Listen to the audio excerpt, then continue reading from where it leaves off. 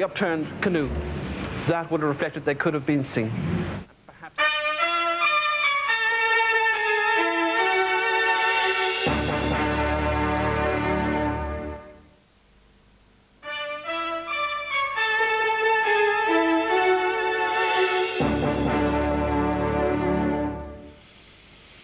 Hello again. The board of CIE has stood over the controversial property deal at the centre of the Michael Lowry affair. 7 members of the board, a majority, who approved the Horgan's Quay transaction last year, today reaffirmed their original decision.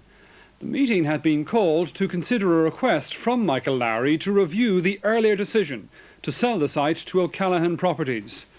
Meanwhile, 2 worker directors, both members of the National Bus and Rail Workers Union, have called on Mr Lowry to apologise for his remarks about a cosy cartel in the semi-state sector. Today's board meeting of CIE was called to consider Michael Lowry's invitation to them to review its earlier decision on the Horgan's Quay site. After the meeting, which lasted just over 2 hours, the chairman of the board would make no public comment on their decision. But tonight, the Minister Michael Lowry released a copy of the letter which he received from the chairman Eamon Walsh this afternoon. The letter confirms that the property at Horgan's Quay remains in the ownership of the company. It also says that the board members who are present today and at the board meeting held on the 13th of October 1994 to decide on the disposal fully endorse their decision taken at the time. Tonight, the chairman of CIE confirmed to RTE News that a majority of the board from last year had endorsed their original decision, and that those who've joined the board subsequently felt unable to give a view about the deal. Meanwhile, after today's meeting, 2 worker directors, both members of the National Bus and Rail Workers Union, criticised some of the remarks made recently by Michael Lowry. Morale among the staff,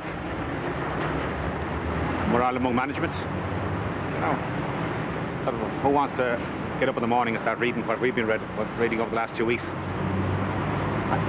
And are the work? How do you feel? Are you on the board as well? I totally agree with Michael. What Michael has said. Yes, not both damaging the company at all levels. It's certainly not doing us any good. And where does it go from here? I mean, people say that you're caught up in a political row. That would seem to be the case. Yeah, definitely. It's definitely politically motivated anyway. And do you believe that what should happen at this stage? What would the worker directors like to see happen? I think Mr Lowry should apologise to every worker in the semi-state sector about comments he has made over the last 4 months. I have no more to say. I think he should apologise to everybody who works in the semi-state sector. That's what I think that represents the views of anybody and everybody who works in the semi-state sector. The damage he has done to them is unbelievable, and I think he should apologise to them.